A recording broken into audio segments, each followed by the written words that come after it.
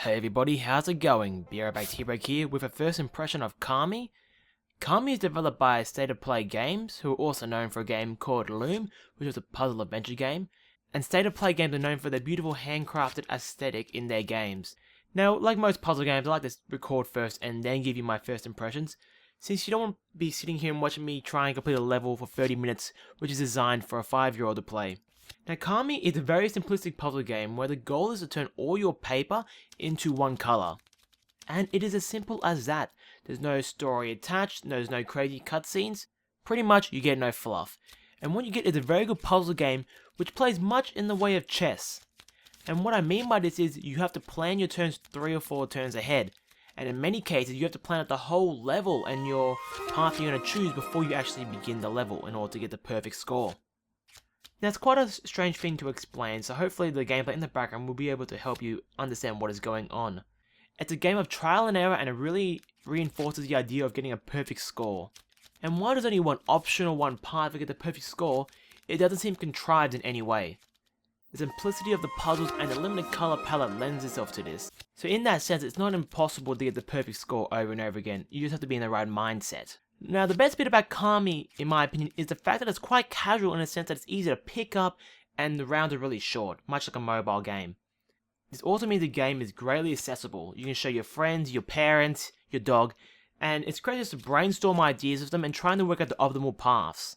And since it is a puzzle game, it's easily resettable and the rounds are short, you never feel at a loss if your friend takes the wrong path and you have to reset the level. Now, like I said a second ago, this is a mobile port, and as such, there are some game design choices that stick across onto the PC port. It misses things such as keyboard functionality, no widescreen options, there's a lack of decent options in general when it comes to sound, and these should all be in all PC games. They're a standard. It also contains a weird hint system that lends itself for you to come back day after day in order to get credits, in order to use the hints. Now, this is likely because there are probably microtransactions involved on the mobile title, which you usually pay to get extra credits in order to unlock more hints. Kami has great assets, visually and sound-wise. Now, the animations are really fluid and the handcrafted feel looks amazing, and it really sticks true to the Japanese theme that they're going for. And there are also a lot of subtle details that you can really pick up on the PC with your bigger screen and higher resolutions, such as texturing on the paper and even different shades of the same color on each individual piece of paper. There's also no loading screens throughout the whole game, which gives this really seamless transition throughout the game as you load up a new level or you finish a level. And because of this, there's no downtime, which means you just want to keep on playing the levels over and over and over again. The music is very traditional, it's very simple, and it doesn't really feel overpowering even though it is quite loud because you cannot adjust the options. That being said, none of the music plays throughout any of the puzzles, and it quickly fades out when you open up a puzzle, which is a little jarring in my opinion. Now, one could say it's for concentration purposes, and that's valid, but why not give me that option? The developers could have easily just added a small circle in the bottom right corner, which had a little microphone on it, and you click on it to mute the music or to let the music play.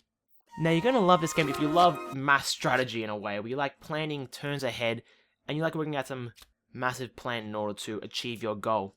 It's also simple enough that someone like myself who isn't amazing at puzzle games can pick up this game and maybe not get perfect scores over and over and again, but can still play it and enjoy the level and enjoy it for what the game is. It also supports a great window mode, which is great to have on the side while you're looking at a YouTube video or you're talking to friends over Skype. Now, I'd like to add you can pick this up on Android and iOS for $1. From what I can tell, it's exactly the same game, but you save yourself $3. There's no Steam cards, there's no achievements, and so there's no real excuse if you're an achievement holder to pick this up on Steam.